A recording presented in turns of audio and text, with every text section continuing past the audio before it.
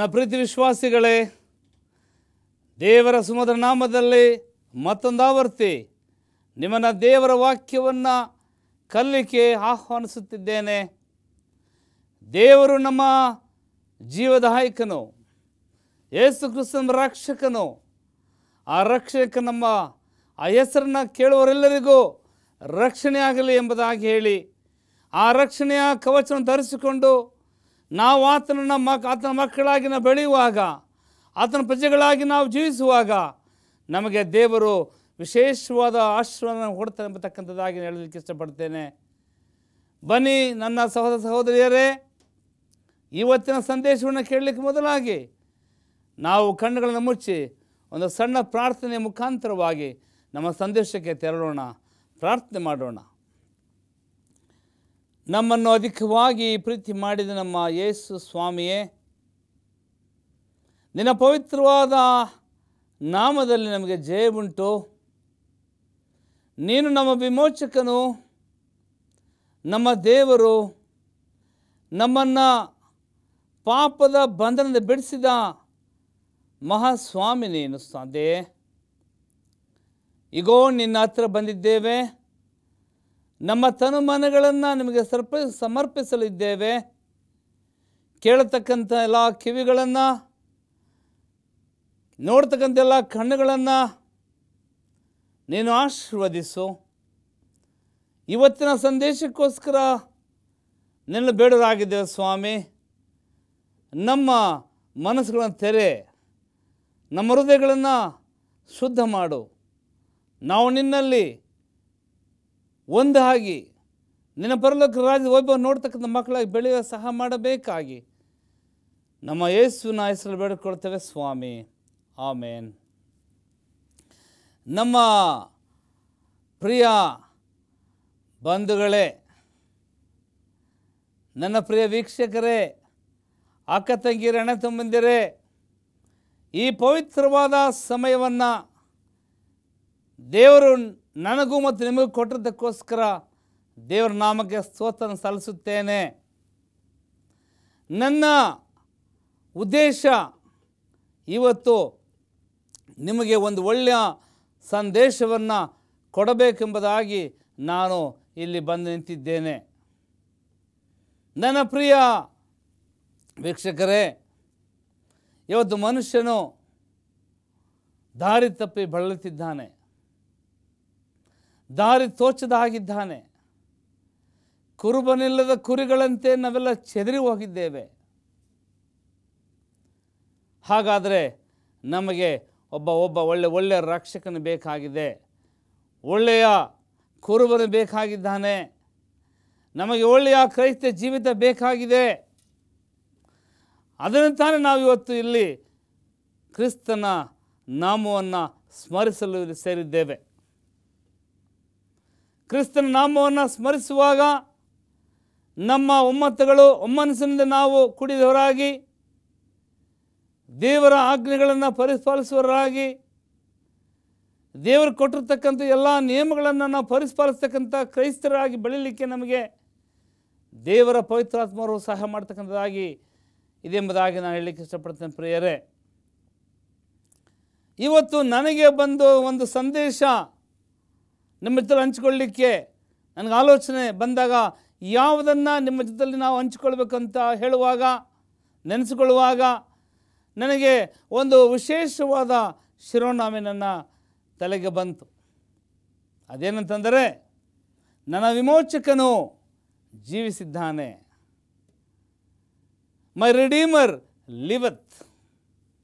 ನನ್ನ ವಿಮೋಚಕನು ಜೀವಿಸಿದ್ದಾನೆ ಅಂತೇಳುವಾಗ ನನಗೆ ಸತ್ಯವೇದದಲ್ಲಿ ಒಂದು ವಾಕ್ಯ ಬಹಳ ಸ್ಪಷ್ಟವಾಗಿ ಬಂತು. ಯಾಕೋಬನು ಬರೆದ ಪತ್ರಿಕೆ 19ನೇ ಅಧ್ಯಾಯ 25ನೇ ವಚನದಲ್ಲಿ ಈ ರೀತಿ ಹೇಳ್ತದೆ ನೋಡಿ. ಯಾಕೋಬನು ಬರೆದ ಪತ್ರಿಕೆ 19ನೇ ಅಧ್ಯಾಯ 25ನೇ ವಚನದಲ್ಲಿ ದೇವರ ವಾಕ್ಯ ಏನು ಹೇಳ್ತದೆ ಎಂಬತಕ್ಕಂಥ ನೋಡೋಣ. ನಾನಂತೂ ನನ್ನ ನ್ಯಾಯಸ್ಥಾಪನು ಜೀವಸ್ವರೂಪನೆಂದು ಬಲ್ಲೆನು. ಆತನು ಕಡೆಗೆ ಧೂಳಿನ ಮೇಲೆ ಸಾಕ್ಷಿಯಾಗಿ ನಿಂತುಕೊಳ್ಳುವನು. ವಿಮೋಚಕನು ವಿಮೋಚಕ ಅಂತಂದರೆ ಏನು ಅರ್ಥ ಕೊಡುತ್ತದೆ ಅಂತ ಹೇಳುವಾಗ, ನಮ್ಮ ತಂದೆಯಾದ ಕ್ರಿಸ್ತನ ಮರಣದ ಮೇಲೆ ಜಯ ಹೊಂದಿದನು.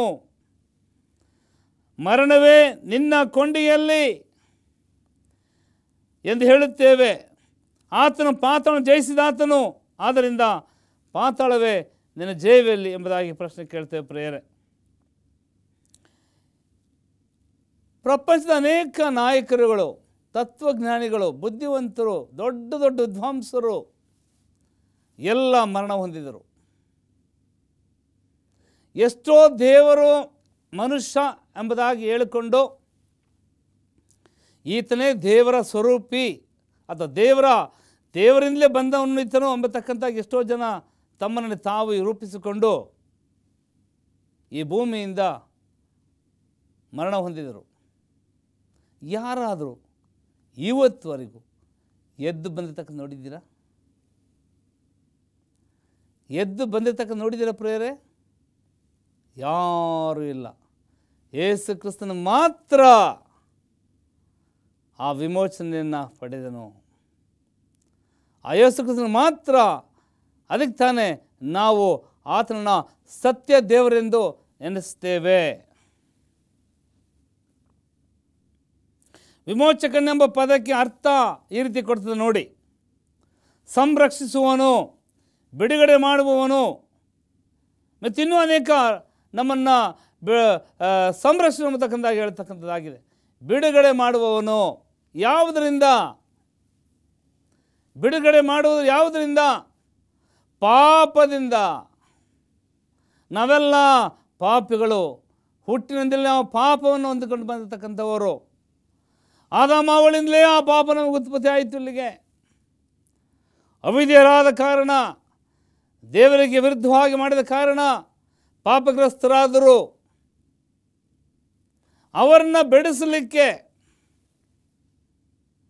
ಆತನನ್ನು ವಿಮೋಚನೆ ಮಾಡಲಿಕ್ಕೆ, ಆತನನ್ನು ಪಾಪದಿಂದ ರಕ್ಷಿಸಲಿಕ್ಕೆ ತನ್ನೊಬ್ಬನೇ ಮಗನಾದ ಯೇಸು ಕ್ರಿಸ್ತನನ್ನು ದೇವರು ಈ ಲೋಕಕ್ಕೆ ಕಳಿಸಿದನು. ಯಾಕೆ? ದೇವರು ಪ್ರೀತಿ ಸ್ವರೂಪಿ. ದೇವರು ಲೋಕದ ಮೇಲೆ ಎಷ್ಟೋ ಪ್ರೀತಿಯನ್ನಿಟ್ಟು ತನ್ನೊಬ್ಬನೇ ಮಗನನ್ನು ಕೊಟ್ಟನು. ಆತನ ಒಬ್ಬನಾದರೂ ನಾಶವಾಗದೆ ಎಲ್ಲರೂ ನಿತ್ಯ ಜೀವನ ಪಡೆಯಬೇಕಾದಾಗಿ ದೇವರು ತನ್ನ ಒಬ್ಬನೇ ಮಗನನ್ನು ಕೊಟ್ಟೆಂಬುದಾಗಿ ನಾವು ಯೋಹಾನ 3ನೇ ಅಧ್ಯಾಯ 16 ವರ್ಷದ ನೋಡುತ್ತೇವೆ ಪ್ರಿಯರೇ. ನಮ್ಮ ವಿಮೋಚಕನು ಜೀವಿಸಿದ್ದಾನೆ. ಹೌದಲ್ಲವಾ? ಆತನು ಮರಣ ಹೊಂದಿದನು, ಆತನು ಹೂಣಲ್ಪಟ್ಟನು, ಆತನು 3ನೇ ದಿನ ಎಬ್ಬಿಸಲ್ಪಟ್ಟನು ಅಂತ ಹೇಳುವಾಗ ಆತನು ಬಂದು ತನ್ನ ಶಿಷ್ಯರಿಗೆ ಕಾಣಿಸಿಕೊಂಡನು. ಈಗಾಗಲೇ ನೋಡಿದ್ವಿ, ತೋಮನು ಆತನ ಕೈಗಳನ್ನು ಮುಟ್ಟಿ ನೋಡಿದನು, ಆತನ ಪಕ್ಕಿಗೆ ಕೈ ಬಿಟ್ಟು ನೋಡಿದನು. ಆಗ ತಾನೇ ಆತನು ನಂಬಿದನು ಈತನು ಜೀವಿಸ್ತಕ್ಕಂಥ ರಕ್ಷಕನು ಎಂಬುದಾಗಿ. ಆತನ ವಿಮೋಚಕನು, ನಮ್ಮ ವಿಮೋಚಕ ಎಂಬುದಾಗಿ ಹೇಳ್ತೇವೆ ಪ್ರಿಯರೇ. ನಮ್ಮ ಪಾಪಗಳಿಂದ ಬಿಡಿಸ್ತಕ್ಕಂಥ ಮಹಾ ದೇವರೆಂಬುದಾಗಿ ನಂಬಬೇಕಾಗಿದೆ ಇವತ್ತು ನಾವು. ಒಂದು ಸಾರಿ ರಷ್ಯಾ ದೇಶದಲ್ಲಿ ಒಂದು ಪುನರಾವರ್ತನದ ಆರಾಧನೆ ನಡೀತಾ ಇತ್ತು. ಅಲ್ಲಿ ಆ ಪುನರಾವರ್ತನೆ ಆರಾಧನೆ ನಡೆಯುವಾಗ ಆ ಭಕ್ತಿ ಸಂಜೆ ಕೂಟದಲ್ಲಿ ಎಲ್ಲರೂ ಒಮ್ಮುಖದಿಂದ ಆತನನ್ನು ನನ್ನ ವಿಮೋಚಕನು, ಆತನ ರಕ್ಷಕನು, ಆತನು ನನ್ನ ವಿಮೋಚಕನು ಎಂಬುದಾಗಿ ಜೋರೆ ಕೂಗ್ತಾ ಇದ್ರು. ಈ ಒಂದು ವಿಷಯ ಆ ದೇಶದ ಅಧಿಕಾರಿಗಳಿಗೆ ವಿಷಯ ತಿಳಿತು. ಬಹಳ ಸಿಟ್ಟಿನಿಂದ ಅವರು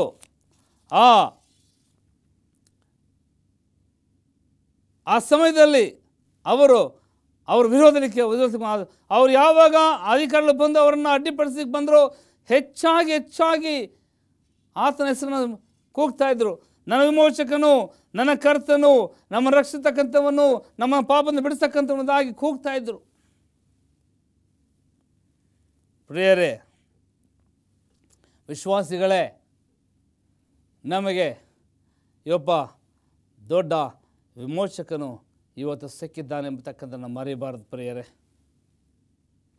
ನಮ್ಮನ್ನು ಸಂಪೂರ್ಣವಾಗಿ ರಕ್ಷಿಸಲು ಆತನು ವಿಮೋಚಿಸಲ್ಪಟ್ಟನು. ಇಬ್ರಿಯರು ಬರೆದ ಪತ್ರಿಕೆ 7ನೇ ಅಧ್ಯಾಯ 25ನೇ ವರ್ಷದಲ್ಲಿ ಒಂದು ವಾಕ್ಯವನ್ನು ಓದಲಿಕ್ಕೆ ನಾನು ಇಷ್ಟಪಡ್ತೇನೆ. ಆತನು ತನ್ನ ಮೂಲಕ ದೇವರ ಬಳಿಗೆ ಬರುವವರನ್ನು ಸಂಪೂರ್ಣವಾಗಿ ರಕ್ಷಿಸುವುದಕ್ಕೆ ಶಕ್ತನಾಗಿದ್ದಾನೆ. ಅವರಿಗೋಸ್ಕರ ವಿಜ್ಞಾಪನೆ ಮಾಡುವುದಕ್ಕೆ ಯಾವಾಗಲೂ ಬದುಕುವನಾಗಿದ್ದಾನೆ. ನೋಡಿ, ಆತನ ಬಂದ ಕಾರ್ಯ, ವಿಮೋಚಕನಿಗಿರ್ತಕ್ಕಂಥ ಒಂದು ಕಾರ್ಯ ನೋಡಿ, ಆತನ ಮೂಲಕ ಮಾತ್ರ ದೇವರ ಹತ್ರಕ್ಕೆ ಹೋಗ್ಲಿಕ್ಕೆ ಸಾಧ್ಯ. ತಂದೆ ಬಳಿಗೆ ಹೋಗಬೇಕಾದ್ರೆ ಮಗನಿಲ್ಲದೆ ಹೋಗ್ಲಿಕ್ಕೆ ಸಾಧ್ಯವಿಲ್ಲ ಪ್ರಿಯರೇ. ಆ ಪರಲೋಕ ರಾಜ್ಯವನ್ನು ಸೇರಬೇಕಾದ್ರೆ ಮಗನಿಲ್ಲದೆ ಸಾಧ್ಯ ಪ್ರಿಯರೇ. ಯೇಸು ಕ್ರಿಸ್ತನಿಗೆ ಸಾಧ್ಯ. ಇವತ್ತು ನ್ಯಾಯಸ್ಥಾನದಲ್ಲಿ ನಮಗೂ ನಿಮಗೂ ಅವನು ತಂದೆ ಹತ್ರ ಬೇಡಿಕೊಳ್ತಿದ್ದಾನೆ. ಈಗ ಪಾಪಿಗಳ ಮಕ್ಕಳನ್ನು ಸಂರಕ್ಷಿಸಿ ಕರುಣಿಸಿ, ಸ್ವಾಮಿ ನಾನು ಆ ಮಕ್ಕಳನ್ನು ಇಲ್ಲಿ ಕರ್ಕೊಂಡು ಬರಲಿಕ್ಕೆ ನಮಗೂ ನಿಮಗೂ ನಮ್ಮ ಬಗ್ಗೆ ವಾದ ಮಾಡ್ತಾ ಇದ್ದೇನೆ ಪ್ರಿಯರೇ. ಇಲ್ಲಿ ಹೇಳಿ ಭಾಳ ಚೆನ್ನಾಗಿ ಹೇಳುತ್ತೆ, ಅನೇಕ ನಾಶಪಡಿಸುವ ಶಕ್ತಿಗಳು, ಆದರೆ ಉಜ್ಜೀವನವನ್ನುಂಟು ಮಾಡುವ ಶಕ್ತಿ ಒಬ್ಬಾತನಲ್ಲಿ ಮಾತ್ರ ಇದೆ. ನಮ್ಮನ್ನು ಉಜ್ಜೀವನ ಮಾಡ್ತಕ್ಕಂಥದ್ದು, ನಮ್ಮನ್ನು ಆ ಧಾರ್ಮಿಕ ಶಕ್ತಿಗೆ ಒಳಪಡಿಸ್ತಕ್ಕಂಥದ್ದು, ನಮ್ಮನ್ನು ಪುನರುಜ್ಜೀವನಗೊಳಿಸ್ತಕ್ಕಂಥದ್ದು ಒಬ್ಬನಲ್ಲಿ ಮಾತ್ರ ಇದೆ ಪ್ರಿಯರೇ. ಅದು ಯೇಸು ಕ್ರಿಸ್ತನಲ್ಲಿ ಮಾತ್ರ ಸಾಧ್ಯ. ಅದು ಇನ್ಯಾರಿಂದಲೂ ಸಾಧ್ಯ. ಯಾಕಂದರೆ ಆತನು ವಿಮೋಚನಕನು, ಆತನು ವಿಮೋಚಿಸಲ್ಪಟ್ಟವನು. ಯಾರು ಅಂಥ ಒಂದು ಬಿರುದನ್ನು ಪಡ್ಕೊಳ್ಳಿಕ್ಕೆ ಸಾಧ್ಯವಾಗಲಿಲ್ಲ. ಅದಕ್ಕೆ ತಾನೇ ನಾನು ಹೇಳೋದು, ಆತನು ಸತ್ಯ ದೇವರು, ಆತನ ನಿಜವಾದ ದೇವರು. ಆತನೊಬ್ಬರಿಂದ ಮಾತ್ರ ನಾವು ದೇವರ ರಾಜ್ಯಕ್ಕೆ ಹೋಗ್ಲಿಕ್ಕೆ ಸಾಧ್ಯ ಎಂಬುದಾಗಿ ಹೇಳಲಿಕ್ಕೆ ನಮಗೆ ಇಷ್ಟಪಡ್ತೇನೆ ಪ್ರಿಯರೇ. ಕ್ರಿಸ್ತನು ಯೂದ ಸಿಂಹವಾಗಿದ್ದಾನೆ. ಆತನು ಸದಾ ಜೀವಿಸ್ತಕ್ಕಂಥವನಾಗಿದ್ದಾನೆ. ಸದಾ ತೂಕಡಿಸುವುದಿಲ್ಲ, ಸದಾ ನಿದ್ರಿಸುವುದಿಲ್ಲ, ನಮ್ಮನ್ನು ಸದಾ ಕಾಲ ನಡೆಸ್ತಕ್ಕಂಥವನು ಆಗಿದ್ದಾನೆ. 120ನೇ ಕೀರ್ತನೆ ಹೇಳ್ತಾನೆ, ನಾನು ಕಣ್ಣೆತ್ತಿ ಪರ್ವತಗಳು ನೋಡುವಾಗ ನನ್ನ ಸಹಾಯದಿಂದ ಬರುತ್ತದೆ. ನನ್ನ ಸಹಾಯವು ಭೂಮಿ ಆಕಾಶಗಳನ್ನು ನಿರ್ಮಿಸಿದ ಯೆಹೋವನಿಂದಲೇ ನನ್ನ ಸಹಾಯ ಬರ್ತಂಬುದಾಗಿ ಹೇಳ್ತಾರೆ ಪ್ರಿಯರೇ. ನಮಗೆ ಯಾವ ಬಾಧೆ ಇರೋದಿಲ್ಲ. ಯಾವಾಗಲೂ ನಮ್ಮ ರಕ್ಷಕನು ನಮ್ಮ ಜೊತೆ ಇದ್ದಾನೆ ಎಂಬತಕ್ಕಂಥದ್ದನ್ನು ನಾವು ನಂಬಬೇಕಾಗಿದೆ. ಯಾವಾಗಲೂ ಆತನನ್ನು ಸ್ಮರಿಸಿದ ಮಕ್ಕಳು ಆತ ಹತ್ತಿರದಲ್ಲಿದ್ದಾರೆ. ಆತನ ಸದಾಕಾಲ ನಮ್ಮ ಜೊತೆಯಲ್ಲಿ ಜೀವಿಸ್ಕೊಂಡು ಬರ್ತಿದ್ದಾನೆ ಎಂಬತಕ್ಕಂಥದ್ದನ್ನು ಮರಿಬಾರದು ಪ್ರಿಯರೇ. ಒಬ್ಬ ಮನುಷ್ಯನ ಹುಟ್ಟಿದ ಮೇಲೆ ಹೊಟ್ಟೆ ಹುಟ್ಟಿದವರು ಇದ್ದೇ ಇರ್ತಾರೆ. ಯಾವಾಗಲೂ ತಂದೆಗಳಿರ್ತಾರೆ, ಅಣ್ಣ ತಮ್ಮನಿರ್ತಾರೆ, ಸ್ವಂತದವರು ಇರ್ತಾರೆ, ಎಲ್ಲ ಇರ್ತಾರೆ. ಆದರೆ ಬೆಳೆದಂತೆಲ್ಲ ಅವ್ರೇನಾಗ್ತಾರೆ, ಬಿಟ್ಟು ಹೋಗ್ತಾರೆ. ಒಬ್ಬ ಒಂದು ಕಥೆ ಹೇಳಲಿಕ್ಕೆ ನಿಮ್ಗೆ ಇಷ್ಟಪಡ್ತೇನೆ. ಒಬ್ಬ ಕವಿ ಹೀಗೆ ಹೇಳ್ತಾನೆ ನೋಡಿ. ಒಬ್ಬ ಕವಿ ಈ ರೀತಿ ಒಂದು ಉತ್ತರನ ಹೇಳ್ತಾನೆ ನಮಗೆ. ಒಬ್ಬನು ಸತ್ತರೆ ಅವನ ನೆಂಟರು ಅವನ ಶವದೊಂದಿಗೆ ಮನೆಯ ಭಾಗದೊಳಗೆ ಬರ್ತಾರಂತೆ. ಏನು ಹೇಳಿ? ಒಬ್ಬ ಸತ್ತರೆ ಅವನ ನೆಂಟರು ಮನೆ ಬಾಗಿಲೊಳಗೆ ಬರ್ತಾರೆ. ಆದರೆ ಆತನ ಮಡದಿ, ಆತನ ಹೆಂಡತಿ ಬೀದಿಯ ಕೊನೆಯವರೆಗೂ ಬರ್ತಾರೆ. ಮಗ ಸ್ಮಶಾನದವರೆಗೂ ಬರ್ತಾನಂತೆ. ಒಬ್ಬ ತಂದೆ ಸತ್ತರೆ ಆ ಜನ ಮನೆ ಬಾಗಿಲೊಳಗೆ ಬರ್ತಾರೆ. ನಂತರ ಆತನ ಮಡದಿ ಆ ಬೀದಿಯ ಕೊನೆಯವರೆಗೂ ಬರ್ತಾಳಂತೆ. ಮತ್ತು ಆತನ ಮಗ ಸ್ಮಶಾನದವರೆಗೂ ಬರ್ತಾನಂತೆ. ಅಲ್ಲಿ ಮುಗೀತು. ಆದರೆ ನಮ್ಮ ವಿಮೋಚಕನು, ನಮ್ಮ ಕರ್ತನು, ನಮ್ಮ ಯೇಸು ಸ್ವಾಮಿಯು ಕೊನೆಯವರೆಗೆ ಯುಗ ಯುಗಾಂತರವರೆಗೂ ನಮ್ಮ ಜೊತೆ ಬರ್ತಾನೆ. ನೋಡಿ, ಆ ಕವಿಗೆ ಗೊತ್ತಿದ್ದ ಇದು ಗೊಂದಲ ಯಾರಿಗೂ ಗೊತ್ತಾಗಲಿಲ್ಲ. ಅದಕ್ಕೆ ಹೇಳ್ತಾನೆ ದೇವರು, ನಮಗೆ ಯೇಸು ಕ್ರಿಸ್ತ ಹೇಳ್ತಾನೆ, ನಾನು ಯುಗದ ಸಮಾಪ್ತಿಯವರೆಗೆ ನಿಮ್ಮ ಜೊತೆ ಬರ್ತೇನೆ. ಎಂಥ ಒಂದು ಸೌಂದರ್ಯವಾದ ವಾಕ್ಯವನ್ನು ನಾವಿಲ್ಲಿ ಕೇಳ್ತೇವೆ ಪ್ರಿಯರೇ. ಮತ್ತಾಯ 28:20 ಹೇಳ್ತಾನೆ, ನಾನಿರುವಾತನೇ ಆಗಿದ್ದಾನೆ ಎಂದು ಹೇಳ್ತಾನೆ ಎಂಬುದಾಗಿ ಹೇಳ್ತಾನೆ. ಪೌಲನು 2 ತಿಮೋತಿ 1:12 ಹೀಗೆ ಹೇಳ್ತಾನೆ ಪ್ರಿಯರೇ.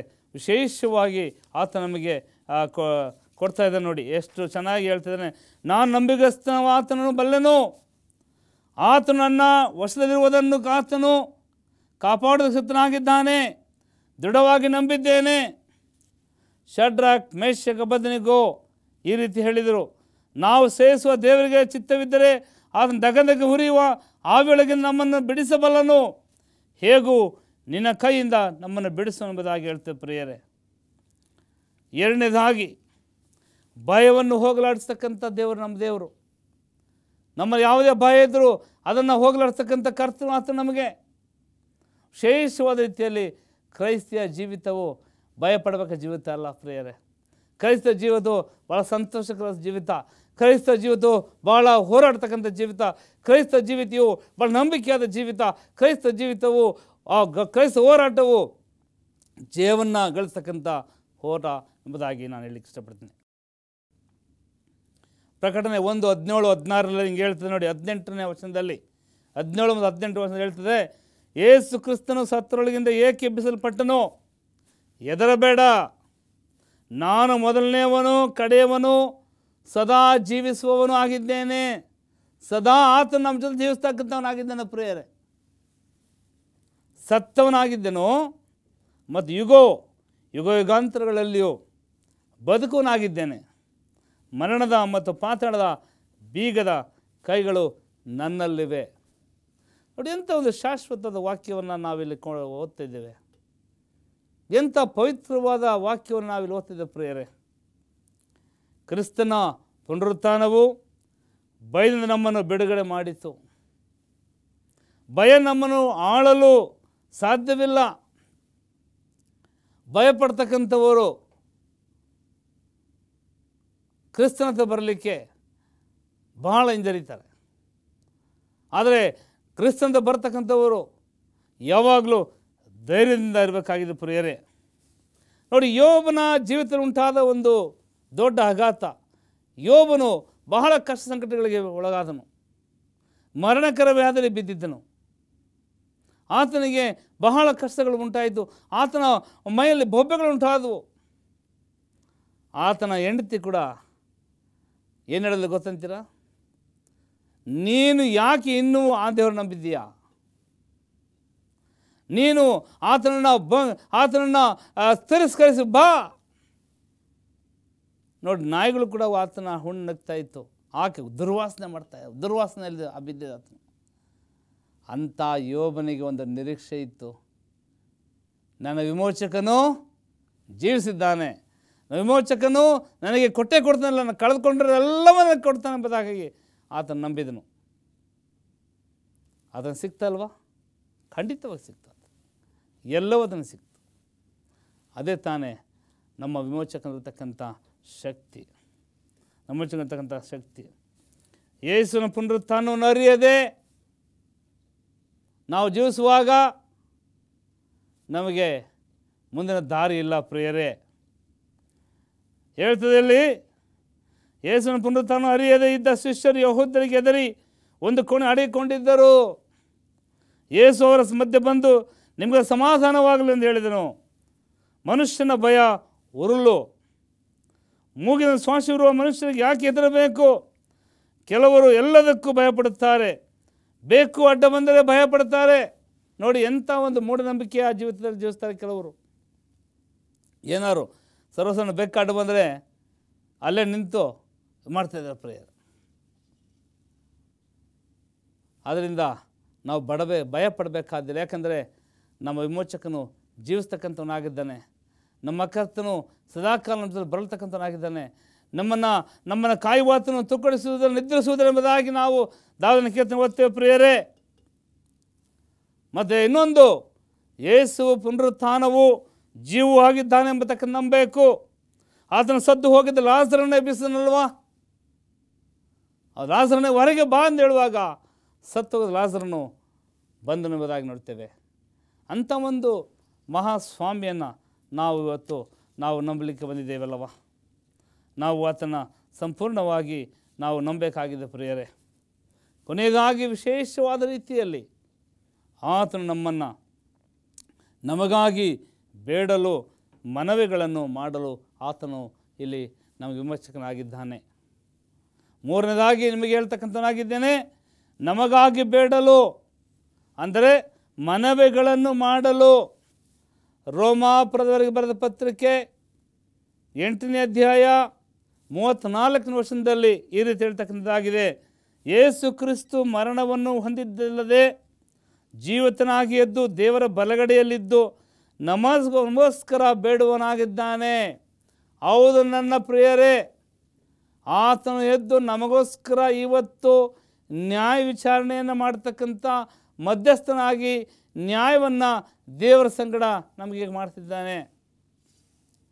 ನಾವು ಪ್ರತಿಯೊಬ್ಬರ ಕೃತ್ಯಗಳನ್ನ ದೇವರು ನಮಗೆ ಬರೆಸ್ಕೊಡ್ತಾ ಇದ್ದಾನೆ. ಪ್ರಿಯರೇ, ಪುನರುತ್ಥಾನ ಹೊಂದಿದ ಯೇಸು ಪರಲೋಕಕ್ಕೇರಿ ಹೋಗಿದ್ದರು. ಅವನೇನು ನಮಗೆ ಕೊಟ್ಟಿದ್ದಾನೆ, ನಾನು ಖಂಡಿತವಾಗಿ ತಿರುಗಿ ಬರುತ್ತೇನೆ. ವಾಗ್ದಾನ ಕೊಟ್ಟು ಹೋಗಿದ್ದಾನೆ ಪ್ರಿಯರೇ. ಆದರೆ ನಾವು ಕ್ರೈಸ್ತನಾಗಳು ನಮಗೆ ನಿರೀಕ್ಷೆ ಬೇಕಾಗಿದೆ. ಇಲ್ಲಿ ಇಬ್ರಿಯ 4:15-16 ವರ್ಷ ಹೇಳ್ತದೆ, ನಮಗಿರುವ ಮಹಾಯಾಜಕನು ನಮ್ಮ ನಿರ್ಬಲಾವಸ್ಥೆಯ ಕುರಿತು ಅನುತಾಪವಿಲ್ಲದನಲ್ಲ. ಆತನು ಸರ್ವ ವಿಷಯಗಳಲ್ಲಿ ನಮ್ಮ ಹಾಗೆ ಶೋಧನೆ ಗುರಿಯಾದನು, ಪಾಪ ಮಾತ್ರ ಮಾಡಲಿಲ್ಲ. ಆದ್ದರಿಂದ ನಾವು ಕರುಣೆಯನ್ನು ಹೊಂದುವಂತೆಯೂ ಆತನ ದಯೆಯಿಂದ ಸಮಯೋಚಿತ ಸಹಾಯವು ನಮಗೆ ದೊರೆಯುವಂತೆಯೂ ಧೈರ್ಯದಿಂದ ಕೃಪಾಸನದ ಮುಂದೆ ನಾವು ಬರೋಣ. ಪ್ರಿಯರೇ, ಒಬ್ಬ ದೇವ ಮಗು ಪಾಪ ಮಾಡುವಾಗ ಯೇಸು ಕ್ರಿಸ್ತನು ಅವನಿಗಾಗಿ ತಂದೆಯಲ್ಲಿ ಬಹಳ ಭಾರದಿಂದ ಬೇಡವನಾಗಿದ್ದಾನೆ. ಯಾವನಾದರೂ ಪಾಪ ಮಾಡಿದರೆ ತಂದೆ ಬಳಿಯಲ್ಲಿ ಬಂದರೆ ಆತನು ನೀತಿವಂತನಾಗಿ ಯೇಸು ಕ್ರಿಸ್ತನೆಂಬ ಸಹಾಯಕನು ನಮಗಿದ್ದಾನೆ ಎಂಬತಕ್ಕಂಥ ನಾವು ಮರೆಯಬಾರದು ಪ್ರಿಯರೇ. ಹೌದನ್ನ ಪ್ರಿಯ ಸಹೋದರ ಸಹೋದರಿಯರೇ, ನನ್ನ ಆತ್ಮೀಯ ವಿಶ್ವಾಸಿಗಳೇ, ಯೇಸು ಕ್ರಿಸ್ತನು ವಿಮೋಚಕನು, ಯೇಸು ಕ್ರಿಸ್ತನ ರಕ್ಷಕನು, ಯೇಸು ಕ್ರಿಸ್ತನು ಸಕಲ ಪಾಪಗಳನ್ನು ನಿವಾರಣೆ ಮಾಡತಕ್ಕಂಥವನು ಎಂಬುದಾಗಿ ನಂಬಬೇಕಾಗಿದೆ ಪ್ರಿಯರೇ. ನಮ್ಮ ವಿಮೋಚಕನು ಜೀವಿಸಿದ್ದಾನೆ ಎಂಬತಕ್ಕಂಥ ಸಾಕ್ಷಿಯನ್ನು ನುಡಿಬೇಕಾಗಿದೆ. ನಮ್ಮ ಆ ಯೇಸು ಕ್ರಿಸ್ತನು ನಮ್ಮನ್ನು ಪಾಪದಿಂದ ಬಿಡುಗಡೆ ಮಾಡಿದ್ದಾನೆ ಎಂಬತಕ್ಕಂಥ ಸಾಕ್ಷಿ ನುಡುಗಡೆ ಮಾಡಬೇಕಾಗಿದೆ. ನಾವು ಹೋಗಿ ಆತನನ್ನು ಸಂಧಿಸುವಾಗ ಆತನು ಬಹಳ ಶೀಘ್ರವಾಗಿ ಬರ್ತಿದ್ದಾನೆ. ನಿಮ್ಮನ್ನು ಕರ್ಕೊಂಡು ಹೋಗಲಿಕ್ಕೆ ಬರೋಕ್ಕೆ ಆತನ ಸಿದ್ಧರಾಗಿ ನಾವು ಆತನ ವಿಮೋಚನೆಗೊಳಗಾಗೋಣ. ದೇವರು ನಿಮ್ಮನ್ನು ವಿಶೇಷವಾಗಿ ಆಶೀರ್ವದಿಸಲಿ. ಆಮೇನ್. ಪ್ರಾರ್ಥನೆ ಮಾಡೋಣ. ನಮ್ಮ ಕರ್ತನಾದ ಯೇಸು ಕ್ರಿಸ್ತನ ಕೃಪೆ, ತಂದೆಯಾದ ದೇವರ ಪ್ರೀತಿಯು, ಪವಿತ್ರಾತ್ಮನ ದೇವರ ಐಕ್ಯತೆಯು ಸದಾಕಾಲ ವಿಶೇಷವಾಗಿ ಈ ವಾಕ್ಯವನ್ನು ಕೇಳಿದ ಎಲ್ಲ ಮನಸ್ಸುಗಳನ್ನು ದೃಢಪಡಿಸಿ ರಕ್ಷಕನು ವಿಮೋಚಕನು ಎಂಬುದಾಗಿ ನಾವು ಅದನ್ನು ಕಲಿತಿದ್ದೇವೆ ಸ್ವಾಮಿ. ಆ ವಿಮೋಚಕನ ರಕ್ಷಣೆ ಯೋಜನೆ ನಮ್ಮನ್ನು ಸೇರಿ ಸಹಾಯ ಮಾಡಬೇಕಾಗಿ ನಮ್ಮ ಕರ್ತನಾದ ಯೇಸು ಕ್ರಿಸ್ತನ ಹೆಸರಿನಲ್ಲಿ ಬೇಡಿಕೊಳ್ತೇವೆ ಸ್ವಾಮಿ. ಆಮೇನ್. ಪ್ರಿಯರೇ, ಈಗೋ ನಿಮ್ಮ ಅನಿಸಿಕೆಗಳನ್ನು, ನಿಮ್ಮಲ್ಲಿರ್ತಕ್ಕಂಥ ಪ್ರಶ್ನೆಗಳನ್ನು ಈ ಕೆಳಗಿನ ವಿಳಾಸದಲ್ಲಿ ಬರೆದು ತಿಳಿಸುವಾಗ ನಿಮಗೆ ಉತ್ತಮವಾದ ಉತ್ತರಗಳು ಸಿಗ್ತದೆ. ಅದನ್ನು ನೀವು ನಮ್ಮ ಈ ಹೋಪ್ TV ಇಂಡಿಯಾ ದೂರದರ್ಶನ ಮುಖಾಂತರವಾಗಿ ನೀವು ತಿಳ್ಕೊಳ್ಬೋದು. ದೇವರು ಎಲ್ಲರನ್ನ ಆಶೀರ್ವದಿಸಲಿ. ಆಮೇನ್.